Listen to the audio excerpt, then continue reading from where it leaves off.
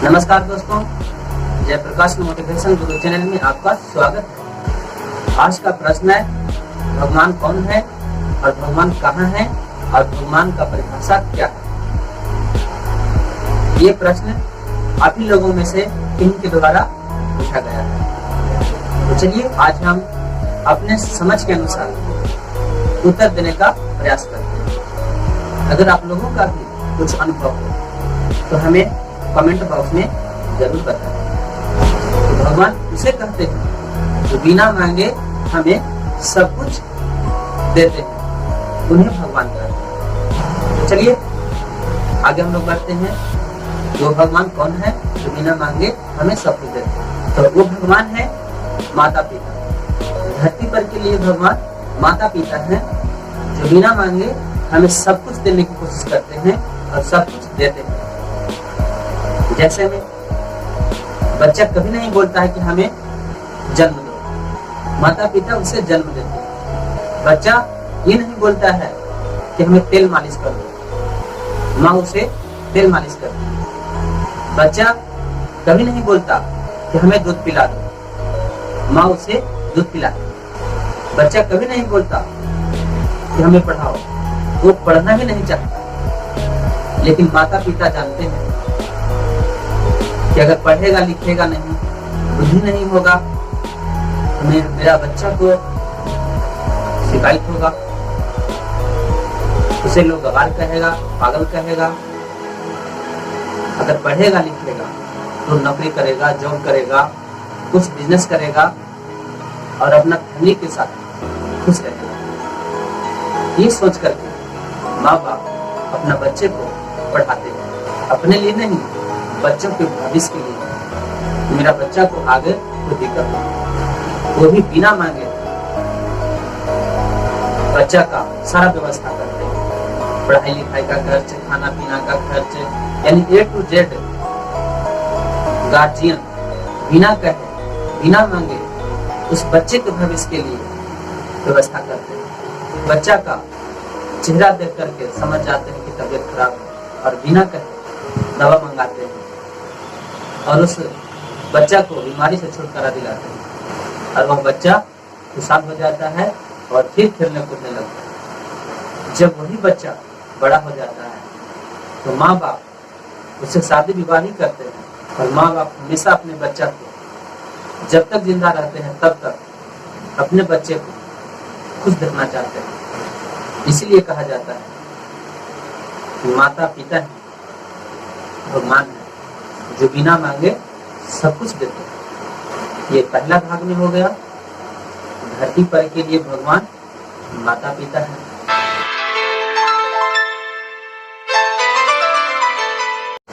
अब दूसरे भाग में हम लोग जानेंगे ऊपर वाले भगवान के बारे में। ऊपर वाले भगवान कौन है?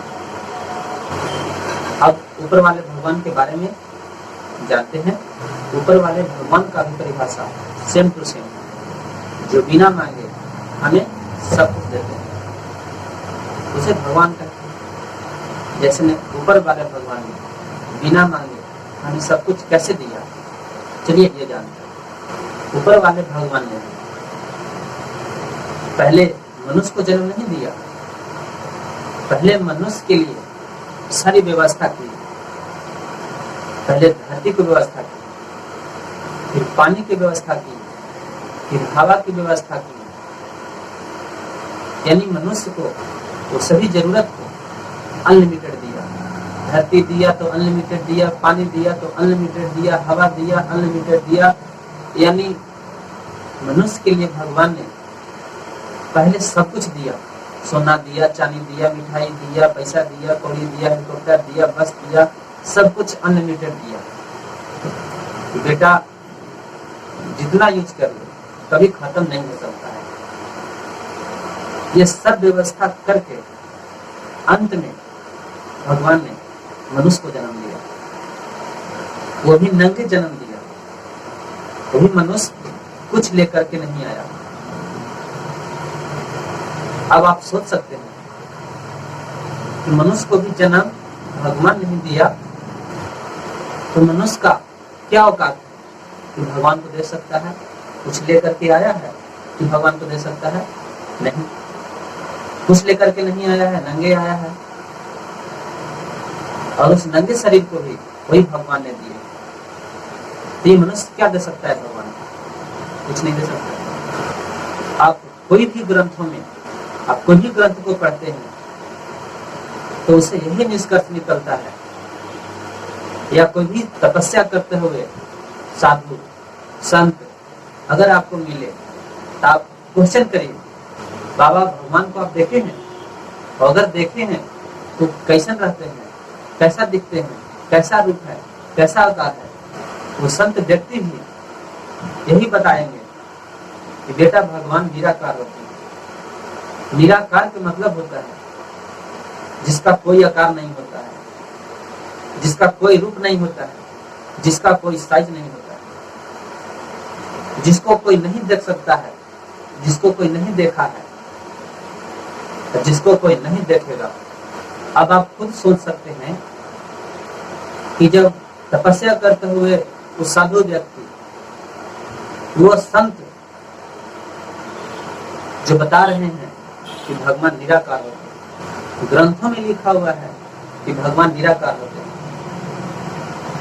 जब निराकार होते हैं तो फिर ये मूर्ति कहां से आ गया? आखिर कोई व्यक्ति किसी का फोटो तभी बना सकता है जब उस व्यक्ति को देखेगा, और जब किसी ने देखा ही नहीं कि रूप कैसा होता है, आकार कैसा होता है, साइज कैसा होता है, कोई देखा ही नहीं, तभी बना कैसे सकता है? इससे प्रूफ हो रहा है ये मूर्ति का पूजा पाठ गलत है, ये मूर्ति का देवी देवता गलत है। जैसे हम और आप बैठे हुए हैं, हम यहाँ पे हैं और आप वहां पे हैं, हम और आप दोनों के बीच में क्या है? ये क्या है? कुछ है हम दोनों के बीच में? बताइए क्या है? चलिए हम बता देते हैं। हम दोनों के बीच में हवा है, हम दोनों के बीच में हवा है। जिस तरह से भगवान को कोई नहीं देखा है, उसी तरह से इस हवा को कोई नहीं देखा है। जिस तरह से भगवान को कोई नहीं देखेगा, उसी तरह से हवा को भी कोई नहीं देखेगा। जिस तरह से भगवान का कोई आकार नहीं है, उसी तरह से हवा का भी कोई आकार नहीं है। जिस तरह से भगवान का कोई रूप नहीं है, उसी तरह से हवा का भी कोई रूप नहीं है। जिस तरह भगवान का कोई साइज नहीं है, उसी तरह हवा का भी कोई साइज नहीं है। इससे प्रूफ हो रहा है कि ऊपर के लिए हवा ही भगवान है, हवा ही आत्मा है, हवा ही प्राण है। जैसे में हम सांस ले रहे हैं तो ये सांस हवा के रूप में हमारे शरीर के अंदर कण कण में इतना स्पीड में चल रहा है, इतना स्पीड में चल रहा है कि उतना स्पीड में कोई वाहन भी नहीं चल रहा। आप सोच सकते हैं कि जब हवा हमारे शरीर के अंदर इतना स्पीड में चल रहा है तो उस हवा से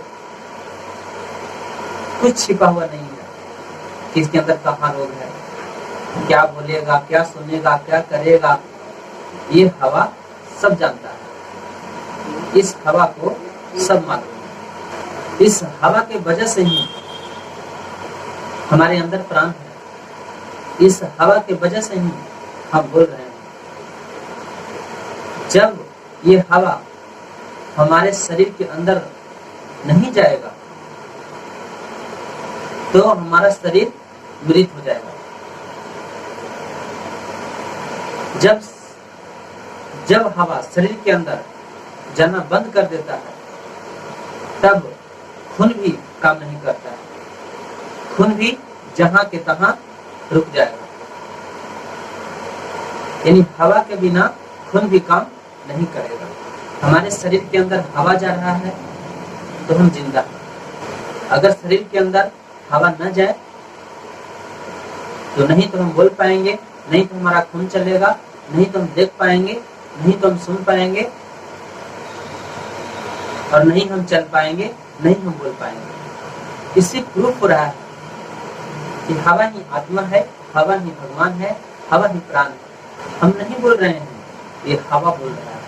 हम नहीं सुन रहे हैं, ये हवा सुन रहा है। ये हाथ को हम नहीं हिला रहे हैं, ये हवा हिला रहा है। क्योंकि अगर ये हवा हमारे शरीर के अंदर नहीं रहेगा तो नहीं तो हम हाथ हिला पाएंगे, नहीं तो हम बोल पाएंगे, नहीं तो देख पाएंगे, नहीं तो सुन पाएंगे। आप नहीं सुन रहे हैं, ये हवा ही सुन रहा है। क्योंकि ये हवा आपके अंदर नहीं रहेगा तो आप सुन नहीं पाइएगा, आपका कान काम नहीं करेगा। आप नहीं देख रहे हैं, वो हवा ही देख रहा है। हम लोग ओनली फॉर माध्यम। अब आप समझ गए होंगे कि हवा ही आत्मा है, हवा ही भगवान है, हवा ही प्राण है। हवा के वजह से ही हमारा शरीर का वजन होता है। जैसे में अगर हम पानी में डूब जाते हैं तो तभी हम डूब पाएंगे जब हम जिंदा रहेंगे, यानी हमारे अंदर सांस चल रहा है, यानी हमारे अंदर हवा है। और हवा है तो वजन, तो हम पानी के अंदर डूब जाते हैं। जब तक हमारे शरीर के अंदर हवा रहेगा तो हम जिंदा रहेंगे, तब तक पानी के अंदर डूबा हुआ रहेगा। जब बुरी तरीका से हमारा शरीर मृत हो जाता है, यानी हवा उस शरीर के अंदर नहीं रहता है, निकल जाता है, तब वही शरीर पानी के ऊपर तैरने लगता है। यानी जब शरीर के अंदर हवा था तो वजन था, यानी डूबा हुआ था। और जब वही हवा निकल गया तो वो शरीर पानी के ऊपर तैरने लगा। यानी शरीर के अंदर से हवा निकल जाता है तो वो शरीर हल्का हो जाता है। तो पानी कहता है, बेटा तुम्हारे अंदर जो वजन था वो निकल गया, अब ऊपर आ जाओ। और वही शरीर पानी के ऊपर तैरने लगता है, यानी हल्का हो जाता है। इससे प्रूफ हो रहा है कि हवा ही आत्मा है, हवा ही भगवान है, हवा ही प्राण। कहा भी जाता है कि भगवान कहाँ नहीं है, और वो हवा ही है जो कहाँ नहीं है, सबके अंदर है, कण कण में है। आशा करते हैं कि आप समझ गए होंगे कि भगवान कौन है, भगवान कहाँ रहते हैं और भगवान का परिभाषा क्या है। जैसे भैंस के बच्चा को क्या बोलेंगे, भैंसी बोलेंगे। बकरी के बच्चा को क्या बोलेंगे, बकरी ही बोलेंगे। कुत्ता के बच्चा को क्या बोलेंगे, कुत्ता ही बोलेंगे। भगवान के बच्चा को क्या बोलेंगे, भगवान ही बोलेंगे। तो हम लोग भगवान के बच्चा हैं। तो डरने की बात किससे है, किससे डरे हम लोग? हम सभी लोग भगवान हैं। सिर्फ अपने आप को समझने की जरूरत है कि हम कौन हैं, हम किस लिए आए हैं, मेरा काम यहाँ क्या है। हमने पहले भाग में ये बताया कि धरती पर के लिए भगवान माता पिता है और ऊपर के लिए भगवान हवा है। ये दो चीज क्लियर हो गया। अब तीसरा भाग में हम लोग ये जानेंगे कि बीच का भगवान जो लोग आज मान रहा है, देवी देवता ये वो, ये भगवान वो भगवान, उसके बारे में जानेंगे कि वो कहाँ तक सत्य है। और फिर आप ये नहीं कहेंगे कि भगवान कौन है, भगवान कहाँ रहते हैं, आपको सब मालूम हो जाएगा। और आप खुद भी विचार कर सकते हैं कि मैंने सच बताया या गलत बताया। हो सकता है गलत भी बताए होंगे, तो आप उस गलती को सुधार करने के लिए कमेंट में जरूर बताएं कि हमने कहाँ गलत बोला। शायद हम आपसे भी कुछ सीख सकते हैं। चलिए हम लोग तीसरे भाग में चलते हैं।